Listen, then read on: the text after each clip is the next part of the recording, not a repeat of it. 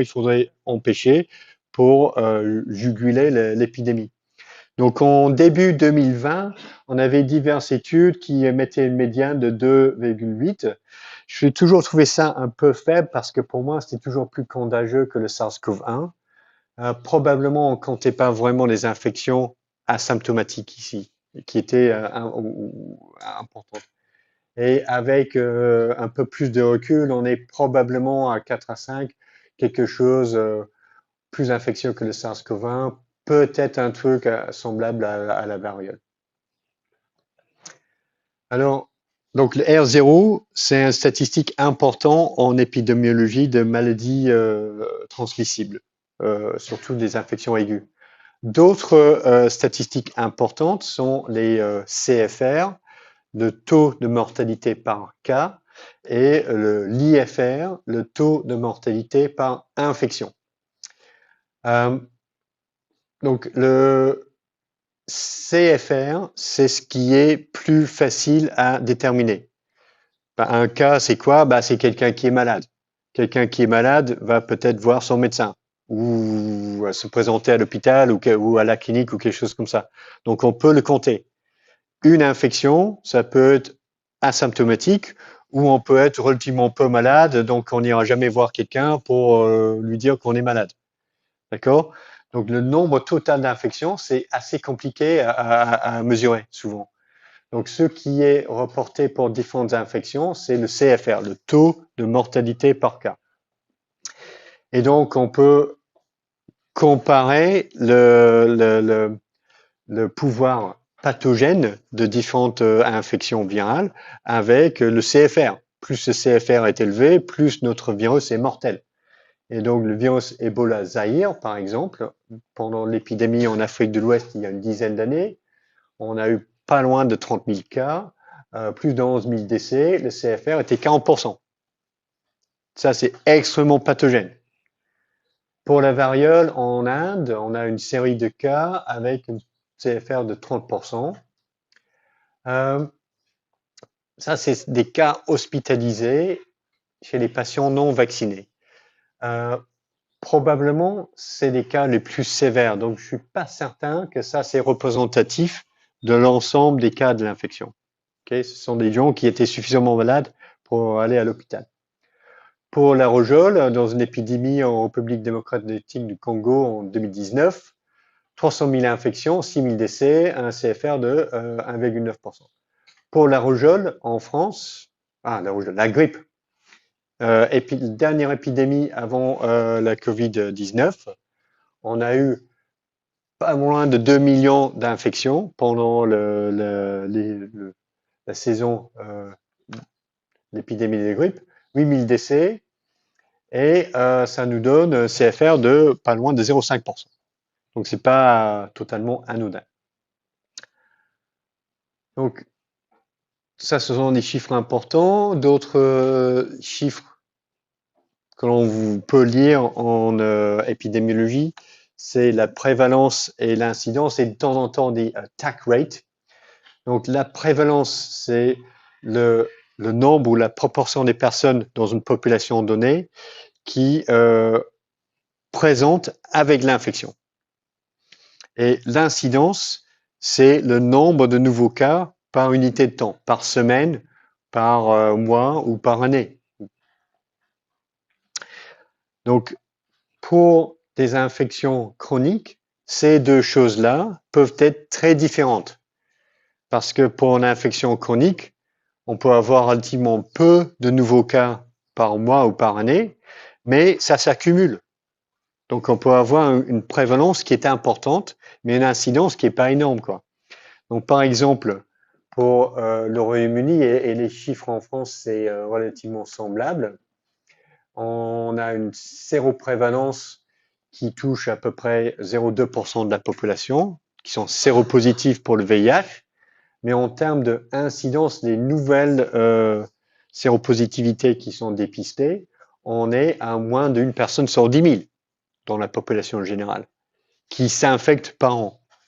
D'accord? En Afrique du Sud, qui est le pays probablement avec le plus fort taux de prévalence du VIH, donc on a 20% de la population adulte qui est séropositive pour le VIH, qui est vraiment non négligeable. Et en 2019, on avait estimé qu'ils avaient quand même 240 000 nouvelles infections par an, avec une incidence de 0,4% de la population infectée tous les ans.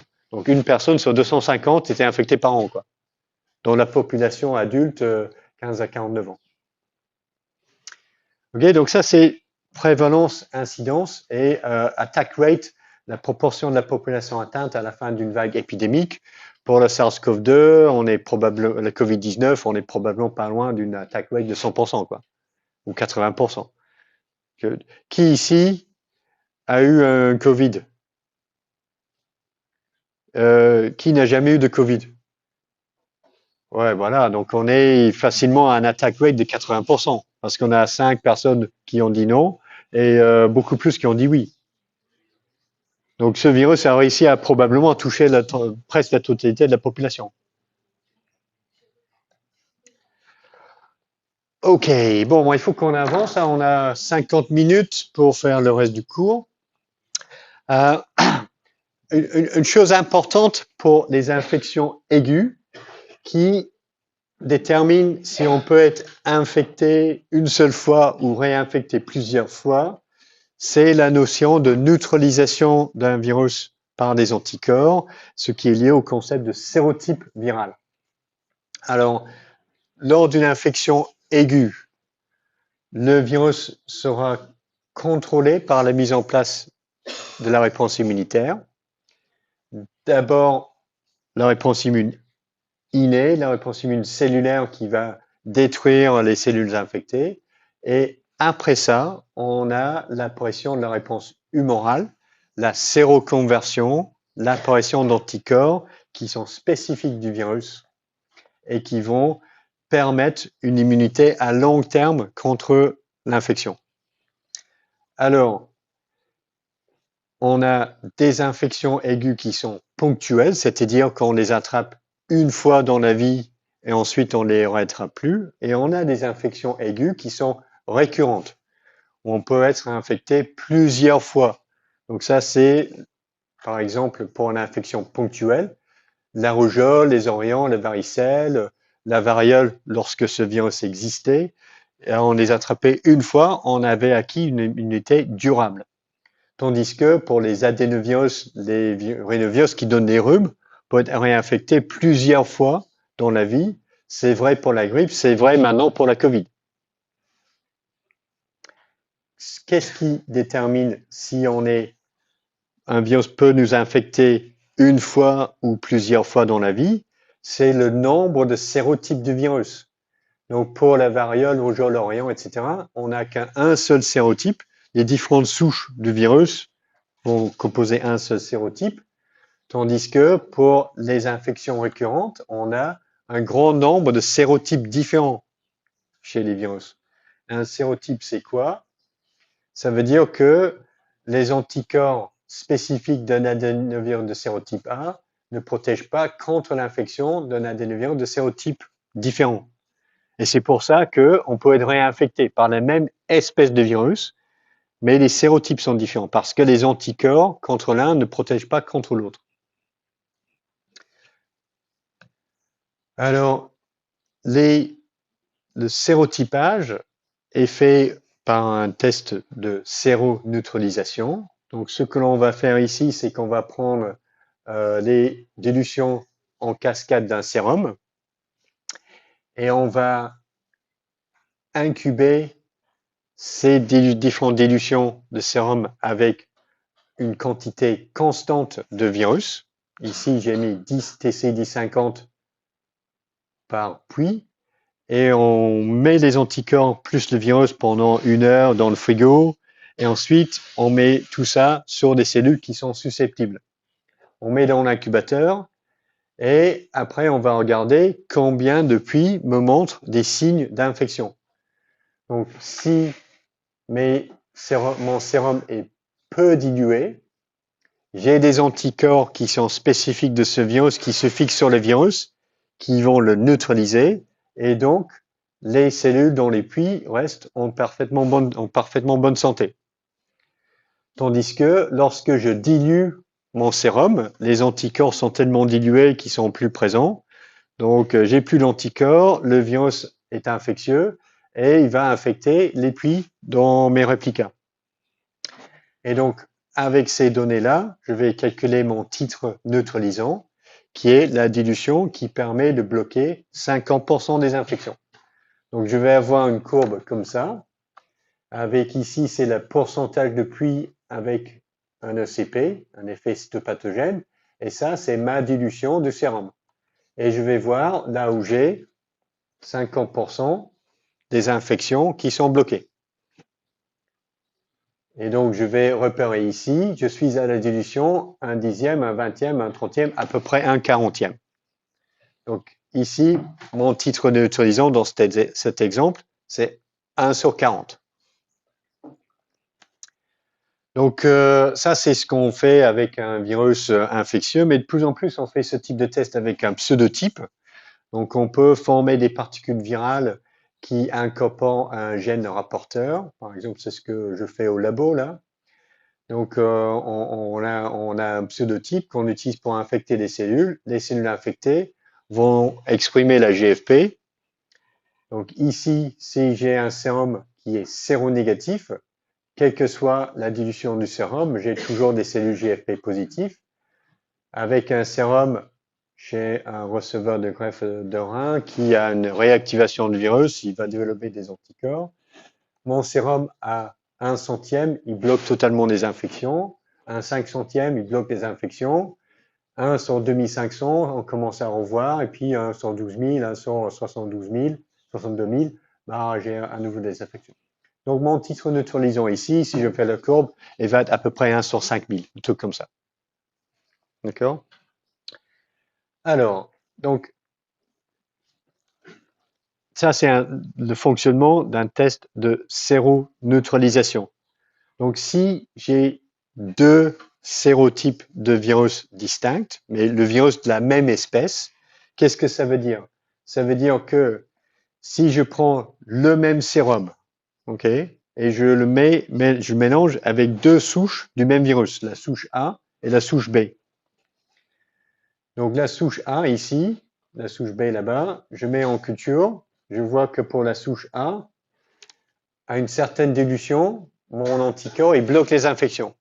Mais pour la souche B, quelle que soit la dilution de mon sérum, ça ne marche pas. Les infections ne sont pas bloquées. Donc ça veut dire quoi? Ça veut dire que mon virus de souche B n'est pas neutralisé par le sérum qui est capable de neutraliser la souche A. Et ça veut dire que les deux souches sont de sérotypes distincts. D'accord?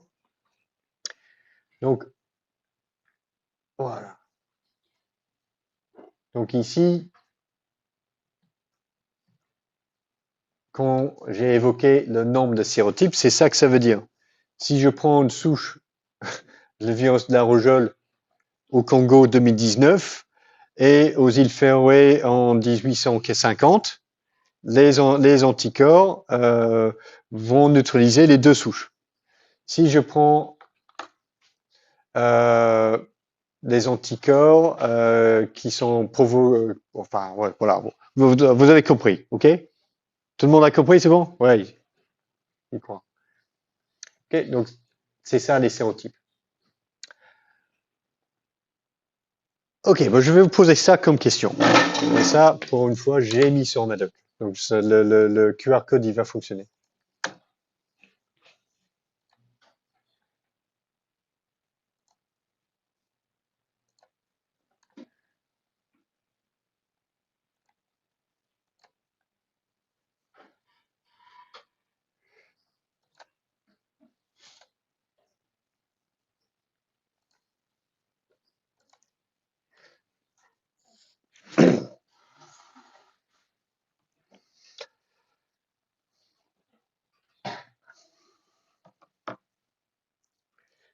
Ouais, ça permet de souligner d'autres choses que j'ai pas dit.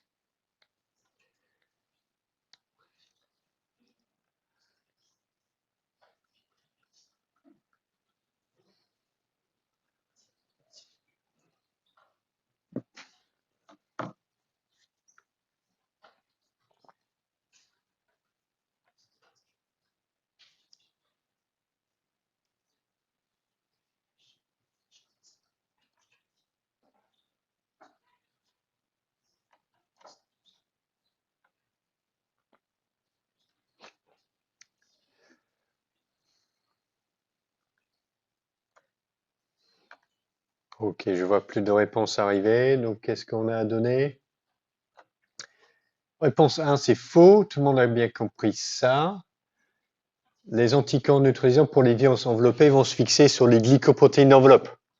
Parce que c'est ça qui va empêcher l'attachement et l'entrée du virus. Donc, 1, c'est faux. Pour les virus nus, les anticorps neutralisants se fixent sur les protéines du capsid.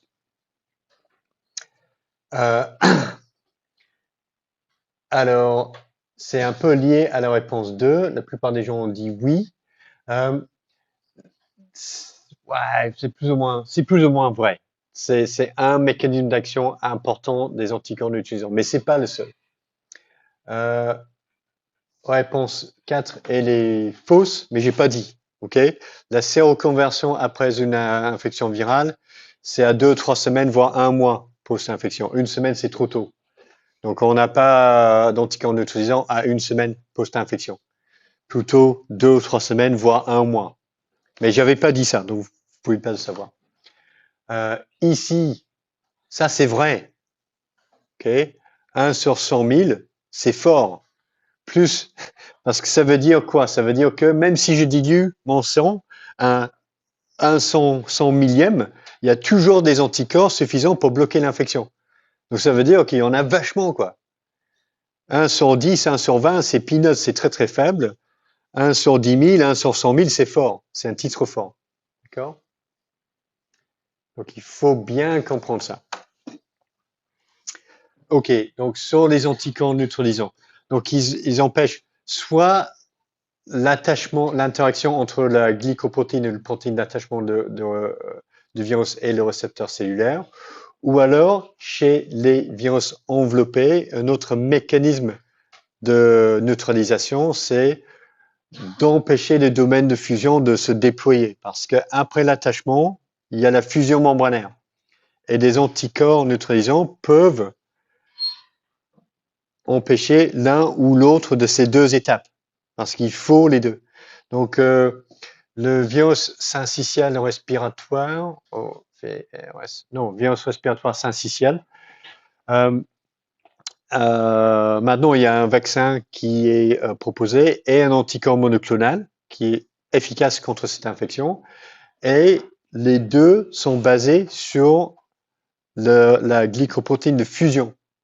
Donc, ce sont des anticorps neutralisants qui bloquent la fusion membranaire, qui sont importantes pour ce médicament et ce vaccin.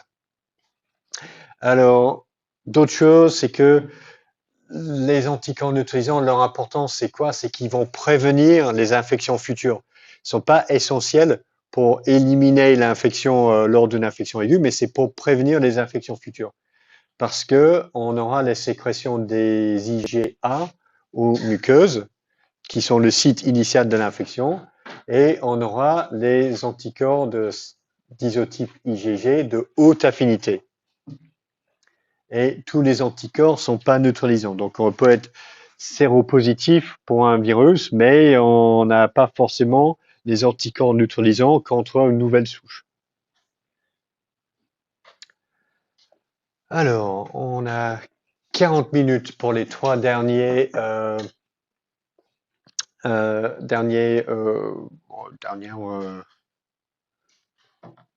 sujets du cours.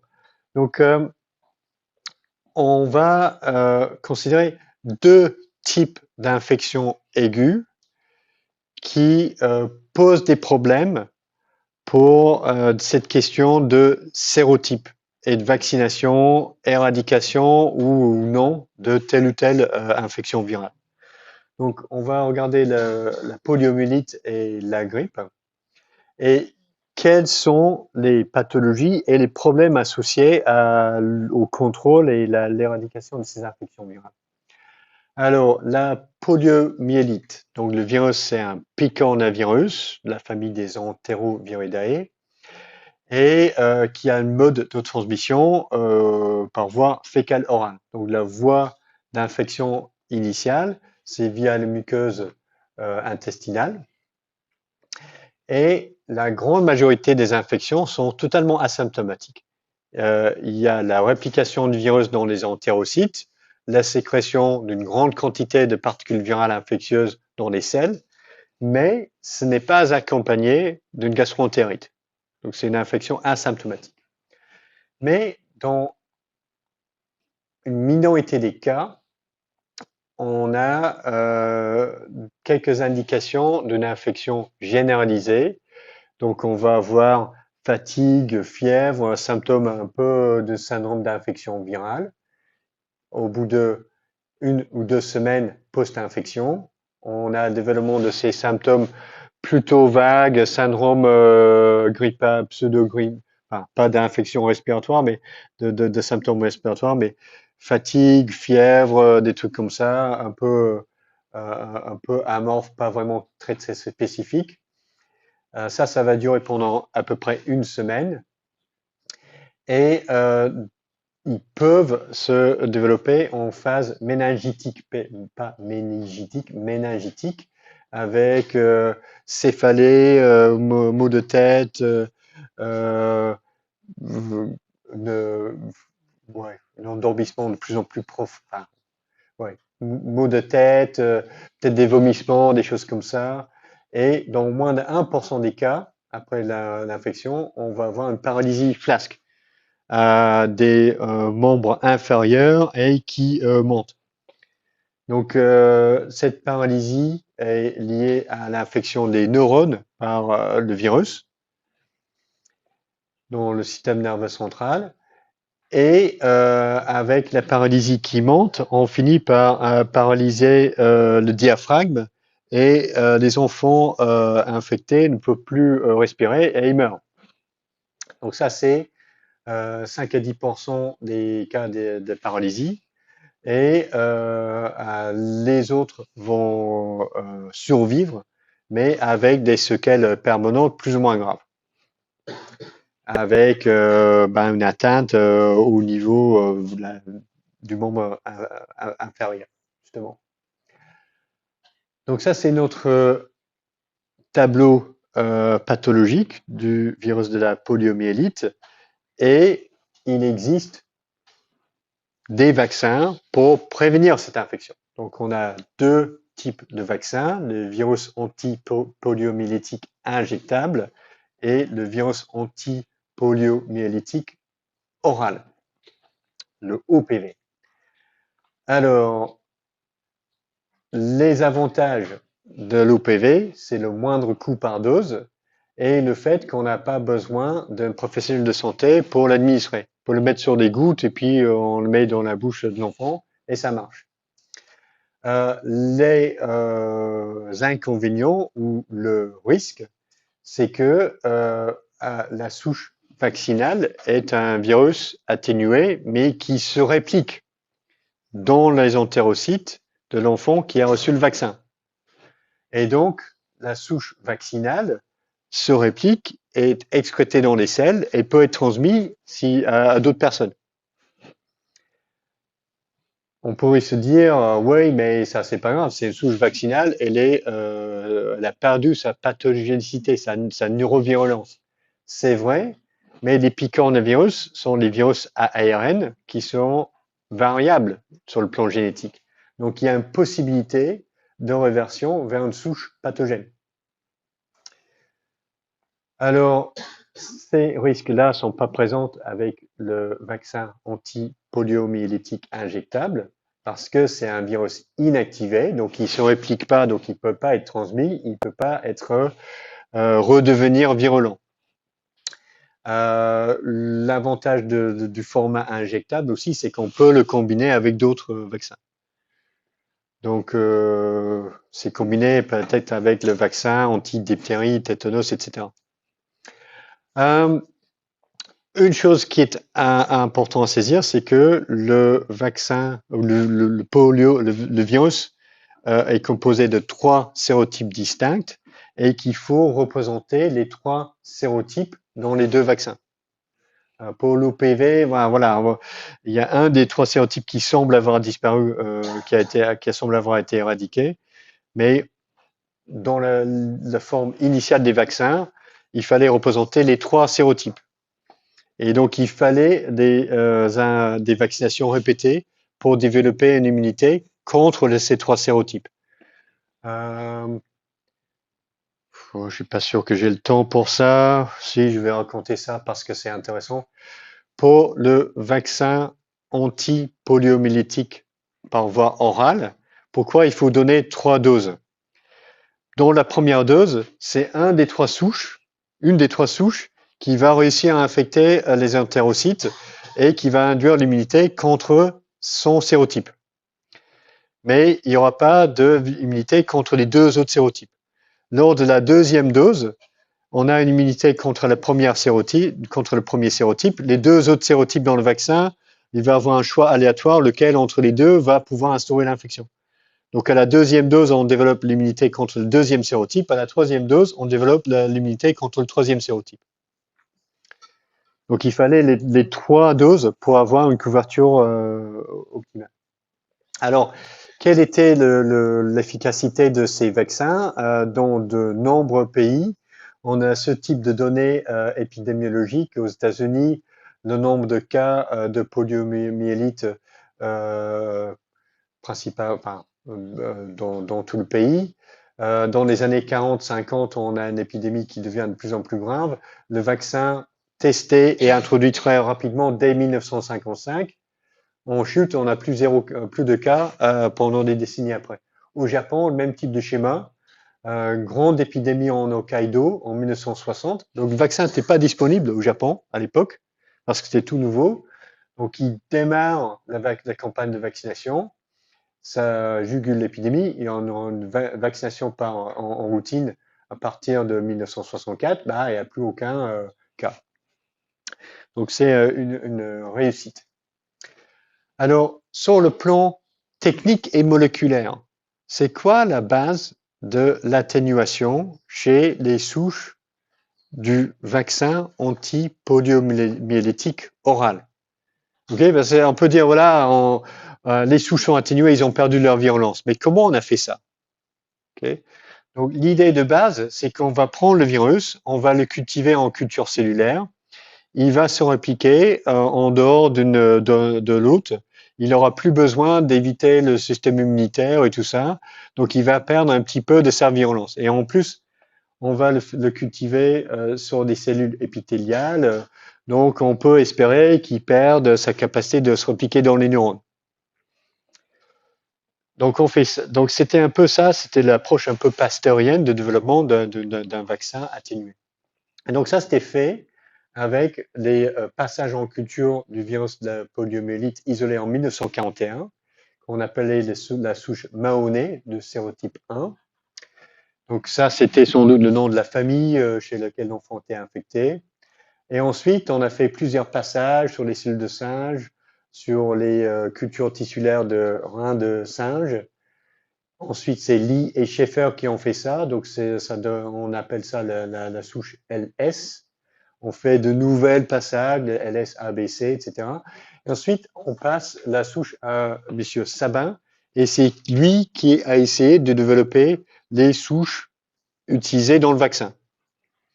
Donc, ce qu'il fait, il fait des passages en dilution limite, et puis ensuite, des isolements sur plage de Lise. Ça, super important, parce que jusque-là, on n'a pas une population virale pure. On a une sorte de nuage de différentes variantes virales. Et pour avoir une souche pure, il fallait les isoler sur plage de Lise. Donc on repique une plage de Lise, tous les virus présents dans cette plage de Lise dérivent d'un clone viral. Et puisqu'on a un truc pur, ensuite on peut tester et comparer la neurovirulence de ces différentes souches. Parce qu'on a isolé une souche virale pure par cette technique de plaque de Lise. Donc, on a vérifié que dans les modèles d'infection chez le primate, que ces virus avaient perdu leur pouvoir pathogène pour les neurones et étaient néanmoins capables d'induire une immunité chez des animaux qui ont reçu ces virus. Donc ensuite, on les a passés 2 fois, et ça, c'est la souche Sabin 0. Et maintenant, la souche vaccinale actuelle, il n'y a que 4 passages en culture de plus que ça, par rapport à la souche initiale isolée en 1956. Pourquoi ça c'est important? Parce que c'est un virus variable. Donc plus on le passe en culture, plus il va incorporer de mutations et plus peut-être il va récupérer sa neurovirulence. Donc le nombre de passages, on le limite pour qu'on n'ait pas de dérive génétique dans la population virale. Alors, donc on a ces souches atténuées depuis les années 1950. À l'époque, on ne savait pas quelle était la base moléculaire de l'atténuation. Donc dans les années 1990, on a pu séquencer les génomes de ces souches vaccinales et la souche initiale qui avait été conservée.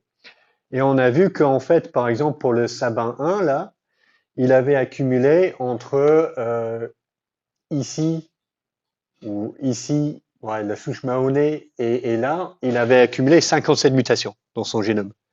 Mais toutes ces mutations n'étaient pas fonctionnelles. Donc, il a fallu utiliser une approche de génétique inverse pour introduire telle ou telle mutation et voir si, oui ou non, cela modifiait la virulence du virus.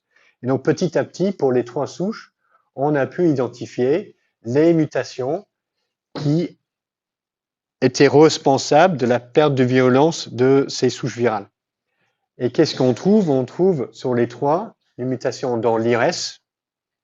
Donc ces mutations vont diminuer l'efficacité de la réplication virale.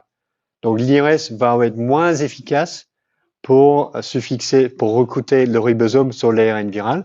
Donc on aura un virus qui se réplique moins bien. L'autre site qui est conservé, ce sont les mutations dans les protéines de capsid VP3, VP1 qui vont déstabiliser la capside et à nouveau rendre le virus la réplication virale un peu moins efficace.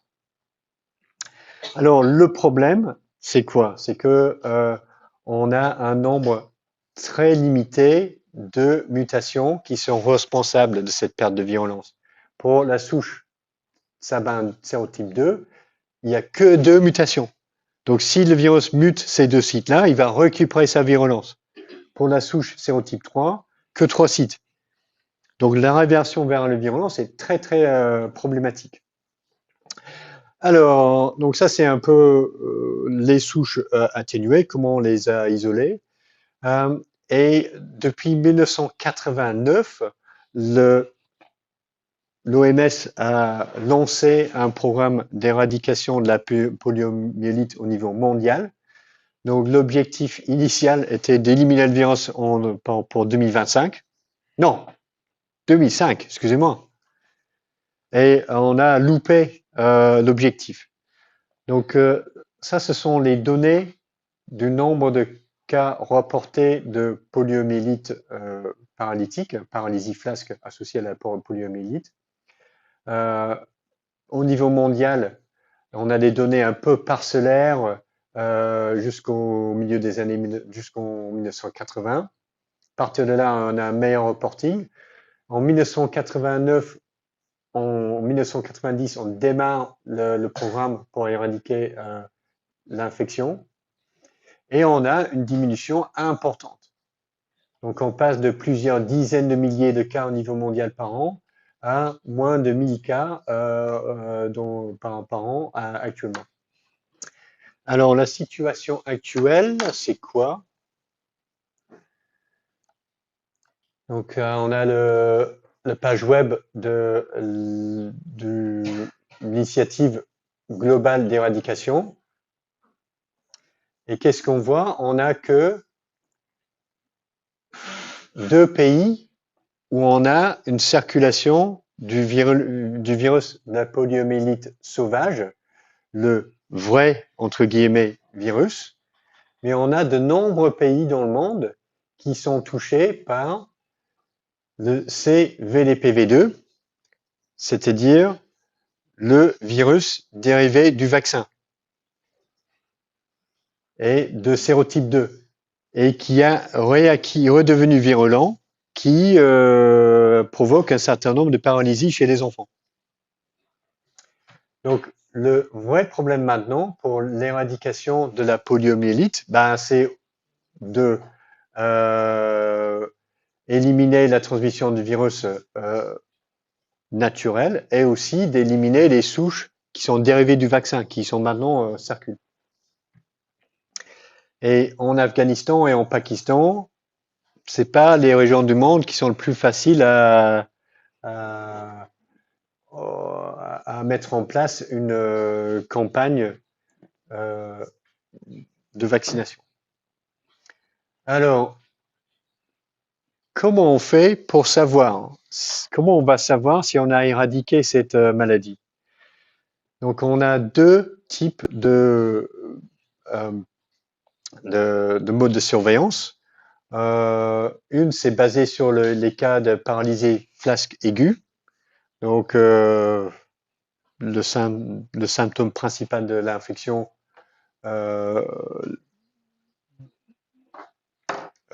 ouais, d'infection symptomatique. Et une fois qu'on a un cas clinique, on va prélever des selles et on va détecter le virus par PCR dans un des laboratoires de réseau mondial. Et donc ça, c'est un cas de infection par le virus de la poliomyélite confirmé. Le problème avec ça, c'est que on n'a qu'un seul cas sur 200 qui va provoquer une paralysie flasque. Donc on a l'immense majorité des cas qui sont asymptomatiques. Et comment on va faire pour détecter si on a le virus qui circule, mais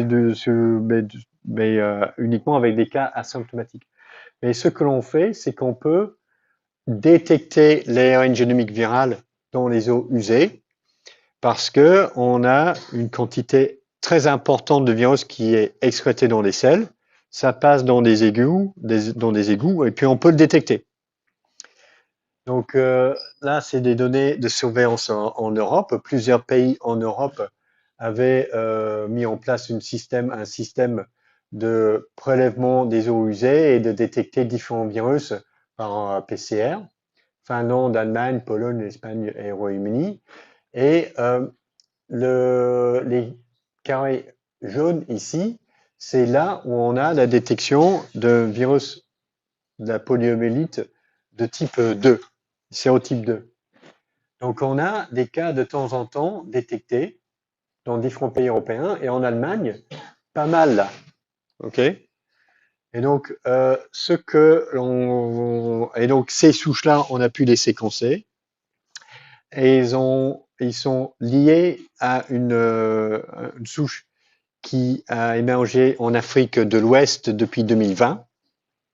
Donc on pense que c'est des cas d'importation, des gens qui viennent de l'Afrique de l'Ouest, qui sont là, et puis ils ont apporté le virus, mais ils ont une infection asymptomatique, donc ils savent pas.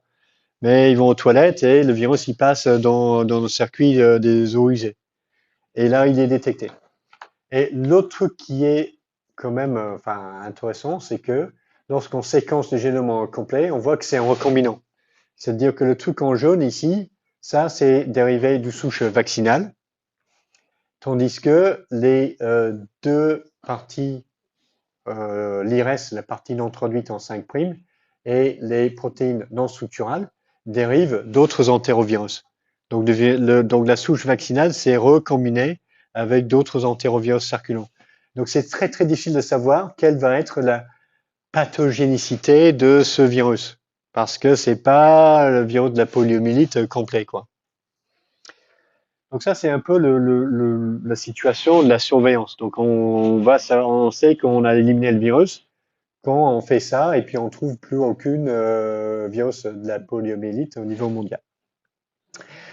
Donc, ouais, ok. D'autres questions là pour vous. Eh, j'ai pas mis le QR code. Bon, bah, il va falloir s'exprimer à main levée, et c'est encore des trucs que j'ai oublié de dire ici et là.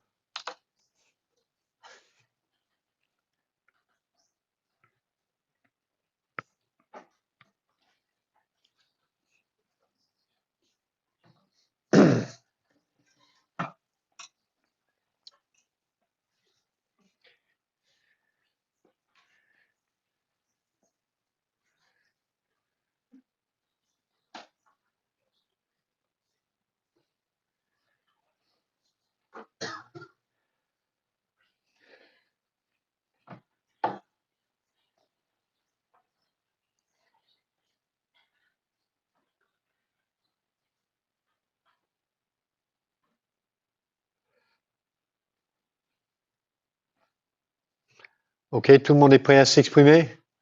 Bah, il faut qu'on avance, donc je vais vous demander. Alors, réponse A. Qui dit oui, c'est vrai? C'est un virus qui infecte que les humains. Vous avez raison, mais j'ai pas dit, mais c'est vrai. Ok, c'est une infection qui n'a pas de réservoir animal. Elle n'infecte que l'espèce humaine. C'est pour ça qu'on peut espérer de l'éliminer par vaccination, parce qu'il n'infecte pas une autre espèce. Donc si on élimine le virus de la population humaine, il n'existera plus, quoi. Donc ça, c'est un truc important. Qui dit B, les trois sérotypes du virus sauvage sont toujours en circulation. Qui dit oui? Qui dit non? La réponse est non. Sur le site web d'initiative d'éradication, c'est que le sérotype 1 sauvage qui existe toujours. Sérotype 2 et 3, ils existent plus. C'est que des souches dérivées du vaccin, ironiquement et paradoxalement. Alors, qui dit c'est le vaccin contre la poliomyélite et le complot occidental pour contrôler la population africaine pakistanaise? Qui dit oui? Une personne. Ah, mais la vache. Qui dit non? Deux ou trois autres personnes. Euh, Ça, c'est quelque chose qui est réellement cru par des gens. Et c'est une des raisons pour la réticence à la vaccination. Il y a des trucs qui tournent sur les réseaux sociaux, c'est les pays occidentaux qui veulent nous stériliser ou des trucs comme ça. Et la vaccination, ça fait partie de leur plan diabolique. Euh, D, le vaccin anti-poliomyélitique par voie orale peut provoquer des cas de poliomyélite dans l'entourage de la personne vaccinée. Qui dit oui? Qui dit non? La réponse est oui, justement parce que lors de la réplication, le virus peut accumuler des mutations et il récupère sa violence et ensuite, s'il est transmis à quelqu'un autour, bah, ça peut provoquer la maladie. Donc, sur le point C, justement, il y a des régions du monde où les campagnes de vaccination sont très mal vues. Et en effet, en Pakistan, dans les zones un peu frontalières avec l'Afghanistan, on a plus de 70 personnes qui ont été tuées lors des campagnes de vaccination. Maintenant, ils doivent avoir lieu sous garde armée. Les dernières, je pense que c'était quelqu'un tué en 2019. Et pareil en Nigeria, dans la zone du Nord, qui est contrôlée par Boko Haram. Là, ils disent que voilà, ça fait partie d'un grand complot occidental pour nous contrôler ou nous stériliser. Donc tout ce qui vient de là, bon ben on est contre. Et donc ils sont d'accord pour tuer des gens pour ça. Donc ça, c'est un peu les problèmes pour l'éradication de cette infection. Donc on n'a que 15 minutes, donc on va essayer d'aller un peu plus vite là, parce que c'est quand même important. Alors le virus de la grippe, c'est ce que j'avais moi avant les vacances. J'ai expérimenté ça. Donc j'ai été infecté, je pense, dans l'avion quand je rentrais d'Écosse, fin janvier. 2 ou 3 jours plus tard, le week-end, j'étais fatigué, fièvre. Ouais, le lundi en TP, là, fatigue, fièvre, ouais, pas tellement ça, le tout un petit peu, quoi. Voilà, 3 à 5 jours, toute cette semaine-là, j'étais naze, mais naze. Ouais, mais j'ai bossé quand même, hein, parce que c'est impossible de reprogrammer les TP. Et effectivement, la semaine d'après, j'étais fatigué. J'étais pas à 100% là, la semaine d'après. Alors, fort heureusement pour moi, j'ai pas eu de pneumonie, j'ai pas eu d'otite virale ou de bronchite, j'ai pas eu de surinfection bactérienne. Alors, bon an, mal an, un tiers ou 50% des infections sont asymptomatiques chez des adultes de moins de 65 ans. Pour les formes les plus graves, ce sont les personnes âgées et les jeunes enfants qui sont à des plus forts risques, et aussi les personnes avec des comorbidités. C'est un peu comme la Covid-19. Alors, selon l'année, la pathologicité est plus ou moins grave, mais le taux de mortalité par cas inférieur à 1% pour la grippe saisonnière. Comme on a vu pour les données 2018-2019, on avait un CFR autour de 0,4-0,5%. Donc ça, c'est un peu standard pour le virus de la grippe saisonnière. Et cette infection est provoquée par différentes souches du virus de la grippe.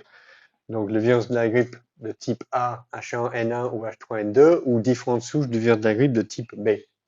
Et avec les virus de type 1 qui sont responsables de la plupart des cas sévères. Alors, ça, c'était les données épidémiologiques de l'année dernière, enfin pas 2023, 2024, 25, plutôt 2023, ouais, 2022, 23 et 2023, 24, avec le nombre de cas et le nombre d'hospitalisations pour grippe et Covid-19. Et donc, pour l'hospitalisation, c'est ces petites courbes-là, là, en mauve et en bleu, pour la Covid-19 en mauve et la grippe en bleu. Et donc, on avait les pics d'hospitalisation aussi élevés l'un pour l'autre. Donc, on avait autant de cas sévères pour la grippe et pour la Covid-19. Et pour 2023-24, on avait 634 personnes admises en réanimation avec une Covid-19, 583 admis en réa pour une infection par la grippe. Donc, on a des trucs qui sont à peu près semblables en termes de pathologicité dans la population et les infections qui sont récurrentes dans les deux cas. Alors, pour le virus de la grippe, les glycoprotéines d'enveloppe sont l'hémagglutinine et la neuraminidase. L'hémagglutinine, c'est la glycoprotéine d'attachement et d'entrée. Et les anticorps neutralisants sont dirigés contre l'hémagglutinine de façon majoritaire.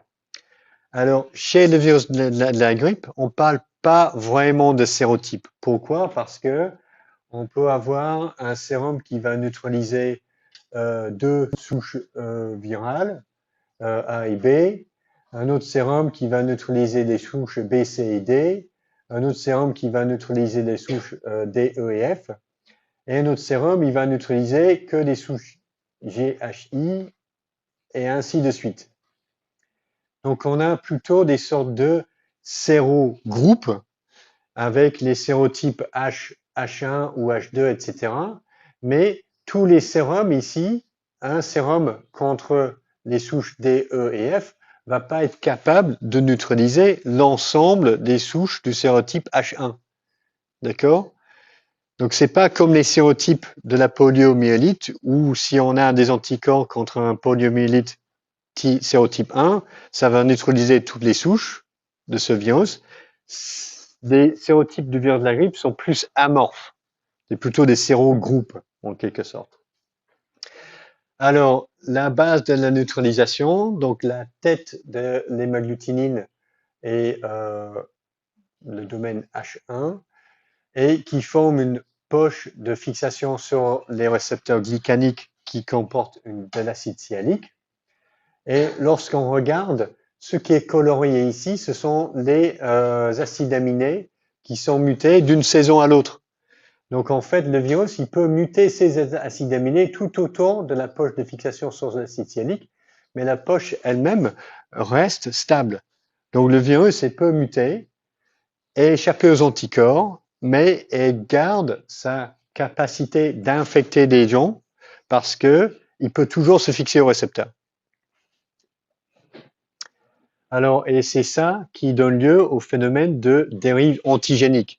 D'année en année, le virus de la grippe va accumuler des mutations dans le temps et il reste pas stable. Il évolue dans le temps. Et cette évolution va obliger un renouvellement ou un choix de nouvelles souches à intégrer dans le vaccin en fonction de l'année, en fonction des souches majoritaires qui sont en train de circuler. Donc, ce phénomène de dérive antigénique fait que, en fait, il va être impossible d'éradiquer le virus par la vaccination parce qu'il n'est pas suffisamment stable sur le plan antigénique. Et c'est pour ça que le vaccin contre la grippe, il est efficace à 30 à 50%. Parce que il faut choisir la souche à incorporer dans le vaccin 9 mois avant la saison épidémique. Et donc, pendant ce temps-là, le virus, il a quand même continué à muter. Donc, moi, j'ai eu mon vaccin antigrippal en novembre. J'ai quand même été infecté. Ah, pourquoi il me fait ça? Donc ça, c'est la dérive antigénique. Mais à côté de ça, le virus de la grippe fait aussi ce qu'on appelle les sauts antigéniques, c'est-à-dire l'apparition rapide d'une nouvelle souche du virus de la grippe contre laquelle personne n'a d'immunité, et ces nouvelles souches sont capables d'infecter une grande partie de la population mondiale sur un temps relativement court. Et donc, on a eu plusieurs pandémies grippales au cours du XXe siècle, et ces pandémies ont été provoquées par soit la transmission d'un virus aviaire à l'homme, c'est le cas de la grippe espagnole, ou alors l'apparition de virus mosaïques par le réassortiment des segments géniques. Donc c'est ce qui donne lieu à ce qu'on appelle la substitution antigénique, ce qui peut arriver lorsqu'on a deux virus de la grippe qui infectent la même cellule chez la même personne infectée. Donc si on a une personne qui est infectée par un virus humain et un virus aviaire, on a une cellule qui va se répliquer des segments génomiques. Et les particules virales qui sont libérées peuvent associer certains segments génomiques humains avec les segments génomiques d'origine aviaire. Et donc là, on aura un virus mosaïque qui est peut-être totalement nouveau sur le plan antigénique pour nous, mais qui serait capable de se répliquer de façon efficace dans des cellules humaines, ce qui n'est pas le cas pour la plupart des virus aviaires. Donc je vais sauter ça et je vais aller directement sur le risque pandémique. Donc tout le monde a peur d'avoir un nouvel événement comme la grippe espagnole qui a provoqué, on pense, entre 20 et 40 millions de décès sur 1 ou 2 années. Alors, c'est la raison pour laquelle, et ce virus était, ou cette épidémie était provoquée par la transmission des virus aviaires à l'humain. Donc le virus qui a réussi à sauter d'une espèce à l'autre. Donc on a une surveillance au niveau mondial aux souches de virus de la grippe aviaire hautement pathogènes parce qu'on ne voudrait pas qu'ils arrivent à nous infecter via une infection d'un virus humain et un virus aviaire hautement pathogène chez la même personne qui pourrait donner lieu à l'émergence de nouveaux virus très dangereux. Et donc, on a une surveillance des foyers d'infection chez les oiseaux et chez l'humain. Et on a différentes souches de virus de la grippe aviaire, H5N1, H7N9, H5N8, qui sévissent dans les élevages d'oiseaux et qui, de temps en temps, provoquent des infections chez les éleveurs principalement, et avec un taux de décès qui peut être relativement préoccupant. Par exemple, la H5N1, entre 2003 et 2015, ce virus a infecté 882 personnes, il en a tué 461 pour un CFR de 50%. Donc ça, c'est hautement pathogène. C'est comme le virus Ebola, ça. La H7N9, bah, pareil, un peu moins de CFR, mais plus de personnes tuées, parce que plus transmissible. Alors, ce qui est un peu intéressant et très préoccupant, c'est un peu la résurgence de la souche H5N1 chez les oiseaux, parce que si on regarde les différentes souches de virus de la grippe aviaire hautement pathogène, entre 2003 et 2015, on avait la H5N1 principalement. Ensuite, il a disparu, il a été remplacé par le H5N8, mais en 2020, il réapparaît et il devient prédominant. Alors, on a retracé un peu l'origine de ce virus. Ce qui s'était passé, c'était qu'on avait une H5N8 hautement pathogène chez les oiseaux d'élevage, quelque part en Europe d'ailleurs, qui s'est recombiné avec un virus faiblement pathogène en circulation chez des oiseaux sauvages. Et c'est ça qui nous a donné notre nouveau virus H5N1 qui était hautement transmissible chez les oiseaux sauvages. Et donc c'est ce virus-là qui a touché toutes les populations d'oiseaux aquatiques entre 2020 et 2022. Ça, c'est un site de nid sur une île. Donc là, chaque point blanc, là, c'est un oiseau. Là. 2020, toute l'île est couverte d'oiseaux. 2022, on a beaucoup moins. Ok, donc ça, c'est le passage de ce virus qui a éliminé peut-être 75% de la population de cette colonie d'oiseaux.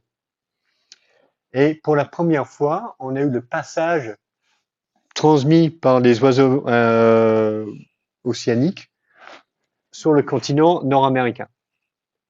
Et alors, où est-ce qu'on en est actuellement aux États-Unis? Donc, on a en 2024-2025 166 millions d'oiseaux dans les élevages de volailles aux États-Unis qui ont été touchés et probablement tous tués par la suite pour essayer de contrôler l'infection. Le problème, c'est que le virus se transmet par des oiseaux migrateurs, par des oiseaux sauvages. On a aussi le virus dans les cheptels de bovins, 973 troupeaux infectés et un certain nombre de cas de transmission humain. Donc en 2025, aux États-Unis, on a 70 cas de transmission humain, 41 à partir de la vache, 24 à partir des élevages d'oiseaux. Donc là, c'est ça la situation la plus préoccupante actuellement au niveau mondial pour l'émergence de nouvelles souches de grippe pandémique. Et on a ça au même moment qu'on a Elon Musk là et le Doge qui est en train de virer tout le monde au CDC et au NIH. Donc ça arrive vraiment au pire moment. Et on a en même temps, donc on a un certain nombre de cas où on a aussi des chats qui ont été infectés parce que les gens ils leur ont donné de la bouffe non cuite avec de la viande de vache. Et les chats se sont infectés avec la viande de vache infectée et le virus est hautement pathogène pour les chats. On a aussi des gens qui aiment boire le lait non pasteurisé qui contient du virus infectieux. Donc on a un mode de transmission du virus qui est non contrôlé par là. Jusqu'à présent, le virus est peu pathogène chez les gens. Donc on a eu un mort jusqu'à présent. Mais si on a un taux de mortalité d'1 ou 2% là, et ça infecte tout le monde, ça va y aller. Mais pour l'instant, on n'a pas de cas de transmission interhumain. Ok, bon, j'ai utilisé tout mon temps, donc désolé, on va s'arrêter là et on ne connaîtra rien sur les zoonoses et les virus hautement pathogènes, sauf pour le virus de la rougeole, où on va dire que le truc qui est super intéressant, qui semble être dérivé d'un virus proche, qui était porté par les bovins. Le truc intéressant ici, c'est que par les approches moléculaires que l'on a pu faire parce qu'on a séquencé le virus qui a infecté un petit enfant il y a une centaine d'années, on peut estimer le temps de divergence jusqu'à il y a 2500 ans. Or, on a domestiqué la vache depuis des milliers d'années. Donc, l'émergence du virus de la rougeole date pas de la domestication de la vache. Elle date peut-être plutôt de l'émergence des premières villes avec une population qui est supérieure à la taille critique pour maintenir le virus de la rougeole en circulation. Donc ça revient à ce qu'on a vu tout au début là, l'épidémiologie des infections aiguës. C'est-à-dire si on a une petite population, le virus va infecter tout le monde, il va disparaître. Si on a une population suffisamment grande, le virus peut se maintenir parce qu'il trouve toujours des enfants infectés. Et donc, l'origine de la rougeole semble être liée à ça. En tout cas, c'est l'hypothèse la plus vraisemblable. C'est une transmission de la vache à l'humain et il a pu se maintenir dans la population humaine parce que c'est la première fois qu'on avait des villes avec une population suffisamment grande pour maintenir la circulation du virus. Ok, bon, bah, je vous laisse là et puis bon, on se revoit le jour de l'examen, je pense. Bon, allez, bonne continuation.